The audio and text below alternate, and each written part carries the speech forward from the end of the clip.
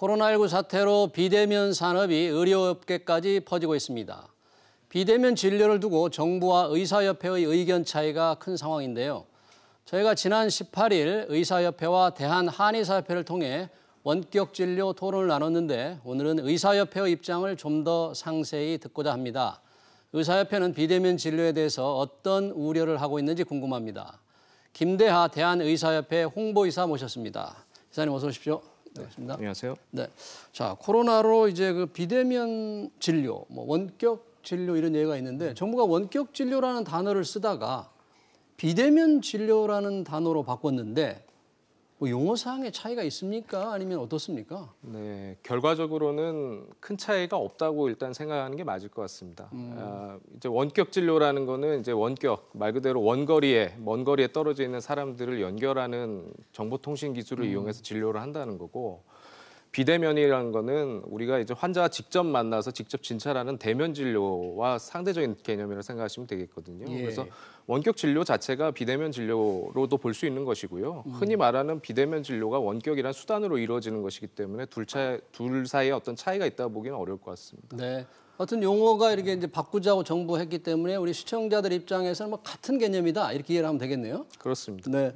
자, 정부가 이제 비대면 진료를 좀 허용해보자. 문재인 대통령이 그런 말씀을 하셨는데 의사협회의 반발이 큰 것으로 알고 있습니다. 의사협회는 어떤 차원에서 이 비대면 진료를 반대하는지 하나씩 좀 설명 좀 해주십시오. 네, 앞서 이제 비대면 진료는 대면 진료와 반대되는 개념이라 말씀드렸는데요. 네. 우리가 이제 의료 행위라는 것이 여러 가지 있습니다. 흔히 생각하시는 수술도 있을 수 있고, 그다음에 환자와 대면해서 정말 면담하는 것도 있을 수 있고요. 약을 처방하는 것도 있을 수 있지만 의료에서 가장 본질적인 것은 환자와 의사가 만나서 환자가 어떤 불편함이 있는지 이야기를 듣고 거기에 따라서 의사가 필요한 진찰을 하고 어떤 병에 의심이 되는지를 의심하는 이 과정이 가장 본질적인 의료라고 생각을 하거든요. 그런 부분에서 봤을 때 사실 비대면 진료, 즉 환자를 직접 대면하지 않을 때에는 의사가 환자분을 관찰한다든지 아니면 환자분의 몸을 만져본다든지 몸을 두드려 본다든지 아니면 소리를 들어본다든지 이런 다양한 진찰 방법을 활용할 수 없기 때문에 의사 입장에서 얻을 수 있는 정보에 분명한 한계가 있고 그렇다 보니까 이 진료의 질을 담보하기 좀 어렵다는 부분이 있고요. 의사 입장에서 판단이 어렵기 때문에 결과적으로 환자의 안전이란 부분이 염려될 수밖에 없는 그런 진료라고 생각합니다. 네, 지금 말씀하신 문제 중에서 정부가 이제 당신은 원격 진료라는 말을 많이 썼기 때문에 한 10여 년 전부터 원격 진료 시범 사업이라도 조금 해보자 계속 주장을 해왔는데 결국은 안 됐잖아요. 그 안 된 이유가 이제 의사협회의 반대도 중요한 요인이었는데 질을 담보할 수 없다, 안전이 문제다. 그렇다면 다른 나라는 지금 부분적으로라도 많이 하고 있지 않습니까? 미국이나 일본도 그렇고 중국, 동남아도 그런데도 완전하게 원격 진료는 안 되겠지만 부분적으로 하고 있는데 왜 한국만 못해야 되는지 그에 대한 좀 답변 좀 부탁합니다. 예, 그에 앞서서 먼저 시범 사업 말씀하셨기 때문에 그 부분을 좀 말씀을 먼저 드리겠는데요. 2014년에 잘 아시듯이 원격 의료를 정부에서 강행하면서 의료계와 강한 갈등이 있었습니다. 그 당시에 이제 의료계에서 집단 휴진까지 갔던 사안이었고 정부와 사실 그때 도달했던 결론이 시범 사업을 해보고 그 결과를 보면서 조심스럽게 도입하자라는 것인데요. 그래서 시범 사업이 이루어지지 않은 건 사실이 아닙니다. 실제로 정부에서 시범 사업을 많이 진행을 했고요. 또 최근에도 보건소라든지 보건지소를 이용한 이런 원격 의료 시범 사업은 계속 진행이 되고 있습니다. 그런데 아직 그것이 잘 안 알려져 있는 것은 결국 거기에서 어떤 만족할 만한 결과, 다시 말해서 실제 진료에 도움이 많이 됐다든지 안전이 확보됐다든지 이런 결과들이 명확하지 않기 때문에 시범 사업의 결과가 잘 알려져 있지 않다라고 저희는 이제 판단하고 있고요. 다시 이제 본론으로 좀 돌아가서요. 외국의 경우 이제 많이 허용하고 있는데 왜 우리는 못하는 것이냐라고 말씀하셨는데 말씀하신 미국이나 일본, 동남아, 중국, 맞습니다. 원격 의료 부분적으로 도입한 나라도 있고 좀 많이 하고 있는 나라도 있는데 이 나라들이 사실 모든 상황들이 다 다릅니다. 의료 제도도 다르고요. 또 질이라든지 문화 이런 것도 다 다른데요. 그래서 원격 의료가 도입돼 있는 거는 공통점이라 할 수 있지만 그것이 어떤 취지에서 도입이 되어 있고 또 어떤 과정을 거쳐서 도입이 되어 있고 현재 어떤 정도로 허용되어 있는지는 다 다릅니다. 예를 들어서 미국 같은 경우에 잘 알려져 있지만은 의료 수준이 굉장히 높은 나라임에도 불구하고 의료 혜택을 충분히 누리기는 어려운, 그러니까 의료 접근성은 굉장히 떨어지고 의료보험 때문에 그런 거죠, 거기는? 예, 네. 그런 문제가 네. 있고 거기에 의료비도 굉장히 높은 나라로 알려져 네. 있지 않습니까? 원격 의료 같은 경우는 이제 그런 부분, 의료 접근성이라든지 아니면 의료비에 있어서 대면 진찰보다 지금 한 50% 정도의 수준으로 지금 책정이 돼 있거든요. 진료 수가가. 맞습니다. 네. 예, 그렇기 때문에 그런 니즈가 있기 때문에 가능한 것이고요. 예를 들어 동남아 같은 경우는 뭐 여행을 가보신 분들 아시겠지만 대부분이 바다랑 섬으로 이루어져 있습니다. 그러니까 당연히 의사를 만나기 어렵게 되어 있죠. 이런 필요가 있기 때문에 도입 안 할 수 없는 그런 상황이 있는 것이죠. 일본 같은 경우가 사실 여러 면에서 우리와 이제 많이 문화라든지 이런 거 제도가 비슷한 나라로 많이 이야기되는 것인데 네. 뭐 이제 2015년에 뭐 재진 환자를 대상으로 대폭 이제 전면 허용했다고 되어 있습니다만 실제 그 근원을 좀 거슬러 올라가 보면 원격 의료가 도입된 지는 거의 40년 가까이 되었습니다, 일본은. 40년이 예. 됐습니까? 그런데 그게 이제 형태를 보면 이렇습니다. 처음에는 의사와 의사 사이, 그러니까 의료인 간의 어떤 협진으로서 도입이 된 것이고요. 이것이 환자에게 적용이 된 건 한 20년 정도가 20년, 되고요. 네. 예. 그 과정을 보면 굉장히 조심스럽고 보수적으로 접근해왔다는 걸 알 수가 있습니다. 예를 들면 처음에 허용이 될 때는 이 비대면 진료는 대면 진료를 대체할 수 없고 반드시 보조적인 수단으로 써야 된다는 걸 분명하게 하고 시작을 했던 부분이고요. 네. 또 어떤 병명이 있는 환자에서 어떠한 정보를 확인하고 어떤 행위를 하는 것까지가 원격 진료로 가능하다라고 화이트 리스트를 만들어 놓고 시작을 했던 부분입니다. 가능한 진료는 이런 병은 예, 할 수 있다 맞습니다. 이렇게요. 네. 그래서 굉장히 보수적으로 그 범위를 늘려온 것이고요. 그렇다 보니까 오히려 의료계에서 좀 더 이걸 본격적으로 해보자라는 그런 의견을 제시할 정도로 정부가 굉장히 보수적으로 접근했던 부분이 있고 또 한 가지는 지금 이제 우리나라에서도 마찬가지지만 집에서 병원에 오시기 힘든 고령의 노인분들, 어르신들이라든지 아니면 장애가 있거나 거동 불편하신 분들 이런 분들에 대해서 이제 원격 진료 필요하다는 것이 이제 현재 계속 이야기가 나오는 것인데 일본에서는 이런 분들에 대해서 왕진을 통해서 대면 진료를 시행하는 이런 것들이 이미 많이 활성화가 되어 있습니다. 그런 상황이기 때문에 이런 도입이 이루어진다고 할 때 우리처럼 어떤 의료계가 크게 우려한다든지 또 반면에 이걸 바라보는 산업계라든지 이런 데서 지나치게 기대를 한다든지 이런 것들이 없이 어떻게 보면 굉장히 좀 뜨뜻미지근하게 도입이 되었다고 볼 수 있는 것이고요. 그래서 이런 나라들이 원격 의료를 한다는 것보다도 어떻게 적용을 해왔는지 그 과정을 우리가 좀 볼 필요가 있다고 생각합니다. 네.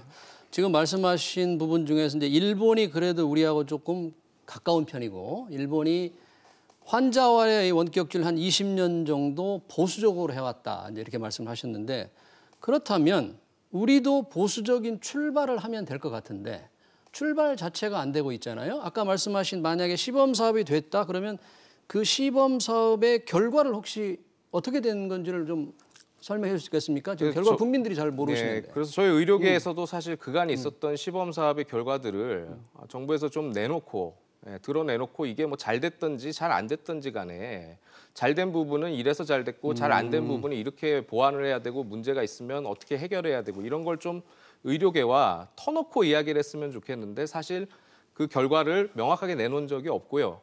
지금 이제 기록들을 보면 예컨대 2014년에 그 원격 의료로 한 차례 파동이 있은 이후에 당시에 2015년이나 16년도 이제 국회에서 많이 지적이 된 것들이 있습니다. 예컨대 정부에서 내놓은 보고서에서 시범 사업이 굉장히 성공적이다. 거기 참여한 성공적이다. 의사도 만족하고 환자도 만족하는 좋은 결과를 얻었다라고 했지만 당시에 주로 이제 당시 야당인 이제 민주당에서 지적했던 부분들을 보면 결과에 대한 해석이 너무 자의적이다. 민주당에서 그렇게 지적했군요. 맞습니다. 네. 그 당시 야당이었고 원격 의료에 대해서 반대하는 입장이었기 때문에 그 당시에 이목희 의원이라든지 이런 분들께서 국회에서 지적했던 것들이 다 기록이 남아 있고요. 그러면 지금 민주당이 집권을 했는데 집권 여당이 현재 원격 진료, 비대면 진료에 대해서 좀 긍정적으로 하는데 이 시범 사업 결과가 안 좋다면 그래서 공개를 안 하나? 이거 공개를 해서 이런 상황이라고 국민들이 이해를 하면 원격 진료에 대한 국민들의 생각도 정리가 될 텐데 정부는 조금 해보자 그러는데 의사협회는 반대하니까 아, 이게 도대체 뭐지? 왜 이런 거지? 하는 혼란을 겪는 분들이 참 많아서 그런 얘기입니다.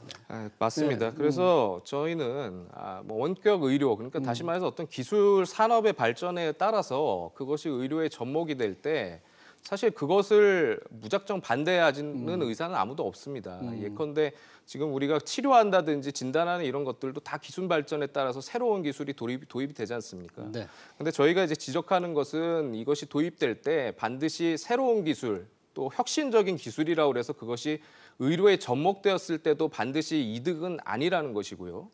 의료 영역에서는 어떤 약이든 치료든 어떤 기술이든 장비든지 간에 이것이 새로 들어올 때에는 반드시 안전과 효과라는 두 가지를 입증을 하고 그 근거에 바탕을 해서 추진이 돼야 되는 것입니다. 특히나 우리나라 같은 경우는 이제 건강보험 체제가 있고 사실 단일 공보험으로서 모든 의료인이 말하자면 본인 의지와 상관없이 적용이 되는 부분이거든요. 근데 이런 상황에서 어떤 새로운 진료 형태가 이제 특히나 어떤 기술과 산업에 기반한 것들이 도입이 된다는 것은 건강보험을 통해서 결국 보장을 해야 된다는 이야기가 되는 것이고요. 그렇죠. 네. 그것은 국민들이 낸 건강보험료를 여기다 기꺼이 사용해도 되는 것이냐라는 논의와도 이어지는 것입니다. 그렇다면 그것은 반드시 안전해야 되고 효과가 있어야 된다는 것이죠. 만약에 그렇다면 어떻든 정부가 조금 적극적으로 할 의향이 있기 때문에 의사협회에서 한번 국민들은 원하는가? 국민들은 과연 원격 진료, 비대면 진료에 대해서 어떤 생각을 하고 있는지 그런 것도 조사를 해서 결국은 이게 환자를 위한 거 아닙니까? 환자가 원하면 할 수도 있을 것 같은데 그런 조사 같은 걸 하시면 어떨까요? 뭐 좋은 의견이시고요. 네. 아까 자료 화면으로 아마 지나간 것 같은데 보니까 이제 비대면 진료 도입 여부에 대한 국민 공감도라는 이런 걸 보여주셨는데 네. 잘 모름이 지금 보면 30% 정도가 돼요. 이게 리얼미터에서 조사한 자료였죠. 네, 그러니까 이게 그만큼 보면 아직까지 이제 국민들께서도 생소한 논란이라는 것이고요. 지금 나오네요. 도입해야 한다가 43%, 도입하면 안 된다 27%, 잘 모름이 30% 가까이 되는군요. 예, 그래서 아직까지 이것이 충분히 이제 알려지지 않은 논란, 다시 말해서 원격 진료나 비대면 진료라고 했을 때 그게 뭐야라고 하시는 분들이 아직까지는 많다는 거고요. 네. 저희는 정부가 이런 정책을 추진함에 있어서 가장 중요한 것은 의료계에 대한 어떤 존중과 신뢰를 보여주는 것이라고 생각을 합니다. 아까 말씀드렸지만 2014년에 당시에는 박근혜 정부였죠. 그 당시에 원격 의료를 굉장히 정부에서 강하게 추진을 했었고 그 당시에 의료계, 저희 의사협회뿐만이 아니라 보건의학단체들, 거기에다가 보건의료 노조라든지 이런 전체 의료계가 정말 다 반대를 했던 사안이고 현재 여당인 민주당이 거기에 힘을 보탰었습니다. 그런데 지금 이제 정권이 바뀌고 지금 집권 여당이 민주당이 된 이런 상황에서 물론 이제 정부와 당의 입장은 조금 다를 수 있다고 봐요. 그거는 실제로 이제 당에서도 분명히 비대면 진료라고 좀 더 못을 받고 조금 더 논란의 범위를 줄이는 그런 입장이신 걸로 알고 있습니다만. 우리가 뭐 개인 간의 사이에서도 어떤 생각이 같던 사람들끼리 바뀔 때에는 그 어떤 이유로 바뀌었고 이것이 이런 부분에선 한번 해볼 수 있지 않느냐, 이런 문제는 이렇게 해볼 수 있지 않느냐라는 것들을 먼저 이야기를 하면서 설득을 하는 것이 우선이 되어야지. 네, 그 부분은 지난번에 청와대 보건수석인가요? 근데 청와대에서 이번 코로나19로 겪어보니까 한 26만 건의 전화 상담 모니터링을 했다. 결과가 괜찮았다. 그리고 만성 질환자들을 위해서 두고 또 다른 이런 어떤 대유행, 전염병 대유행이 생길 경우 대비해서 필요가 있다. 이런 얘기는 국민들은 하긴 했죠. 의사협회와 그런 대화는 없었던 모양이군요. 네, 뭐 그런 부분이 이제 아쉬운 부분입니다. 그래서 만약에 정부가 그런 부분에 정말 뭐 포스트 코로나를 겪으면서 생각의 변화가 있다. 예컨대 상황의 변화에 따라서 이제는 입장을 좀 바꾸겠다라는 이런 부분이 있다면은 그런 부분에 대해서 먼저 의료계에 이런 이유들이 있고 또 의료계가 우려하는 부분, 사실 그 우려하는 것들이 새로운 것도 전혀 아닙니다. 2014년 이미 오래전부터 저희가 제기해왔고 당시에 야당이 동의했던 부분이거든요. 그럼 그런 부분에 대해서 어떤 대안이 있는지 이런 것들을 가지고 먼저 의료계가 대화를 해야지. 뭐 산자부라든지 기재부라든지 아니면 어떤 4차 산업과 관련된 이런 산업계를 통해서 그 입을 빌어서 이것이 마치 되면은 모든 문제가 해결이 되고 우리 먹거리 어떤 대단한 시장이 열리고 이런 것처럼 포장을 하고 또 한편으로는 여론을 조장해서 이런 식으로 하는 것은 저는 전공법이 아니라고 생각하고요. 정부가 좀 당당하게 의료계와 대화를 했으면 좋겠습니다. 네, 뭐 실제로 그렇게 뭐 비대면 진료가 시작된다 하더라도 그렇게 전면적으로 할 수 있는 건 아니겠죠. 우선 법 개정이 필요하기 때문에 맞습니다. 법을 고치는 과정에서 아마 의견 수렴이 될 수밖에 없고요. 그런 과정을 거치겠죠. 그런데 의사를 뭐 존중하고 신뢰하는 건 대단히 중요한데 이 진료가 시작되는 거와 의료업계의 존중과 신뢰는 조금 별개의 문제 같기도 해요. 지난번 아까 잠깐 말씀하신 그 박근혜 정부 때는 이 원격 진료의 문제가 의료 산업에 이 민영화와 이렇게 좀 얽혀 들어갔는데 사실 원격 진료와 의료 민영화는 별개의 이슈 아닐까요? 이제 민영화라는 것은 사실은 조금 이제 생각하기에 따라서 정확한 표현은 아닐 수도 있습니다. 흔히 이제 특히나 이제 보건의료단체 이외에도 시민단체라든지 이런 진보 성향의 이런 시민 사회에서 계속 지적을 한 것이 결국 영리화를 부추긴다라는 건데요. 근데 사실 이제 정확하게 이야기하면 이렇죠. 의사라는 직업, 그러니까 의료기관이라는 것은 기본적으로 영리화, 그렇죠. 아픈 사람을 진료해서 돈을 버는 곳입니다. 네, 그러니까 그 어떤 돈을 추구하는 거는 어떻게 보면 당연한 거예요. 네. 그걸 가지고 우리가 그것이 선이다 악이다 이렇게 말할 수는 없을 것이고요. 네, 당연히 그렇게 하는데 문제는 그러한 영리, 의료 행위를 통한 어떤 수익 창출이 기본적으로 의료 영역에서 어떤 상식에 기반한, 그러니까 의학적인 합당한 그런 조치에 기반한 수입이어야 된다는 것이고요. 네. 그런 면에서 봤을 때 사실 어떤 개인 의사 한 명 한 명이 이 이윤을 추구하는 것과 조직적이고 대규모의 이런 자본이 이윤을 추구하는 것은 굉장히 달라진다는 것이고요. 네. 특히 이제 이 전화 진료라든지 원격 진료 같은 경우는 결국에는 이 서비스를 제공하는 어떤 기업들이 들어올 수밖에 없는데 이런 중간에서 서비스를 매개하는 이런 기업들이 들어올 수밖에 없습니다. 기술을 가진 맞습니다. 원격 진료의 플랫폼을 제공하는 이런 기업들이 들어올 수밖에 없고 그렇게 되면 그 기업들 간에서는 경쟁이 벌어질 것이고요. 그 경쟁이 벌어질 때 결국 더 많은 환자를 유치할 수 있는 방향으로 예컨대 서울에 있는 유명 병원이라든지 유명한 의사를 우리는 플랫폼을 제공하고 있습니다. 이런 것들이겠죠. 그런 경쟁들이 벌어질 때에는 결국 개인 의사들이 영리를 추구한 거랑 완전히 달라지는 극단적인 영리 추구 행태들이 나타날 가능성이 높다는 것이고요. 네. 그렇게 되면은 의료의 본질, 아까도 말씀드렸지만 타당한 행위여야 됩니다. 의학적으로 타당한 행위여야 되는데 그런 것들에 대한 어떤 선이나 밸런스가 무너질 가능성이 높다는 겁니다. 알겠습니다. 지금까지 의료 산업에 지금 관심을 가지고 있는 비대면 진료 문제에 대해서 대한의사협회 의견을 들어봤습니다. 김대하 홍보이사였습니다. 감사합니다. 네.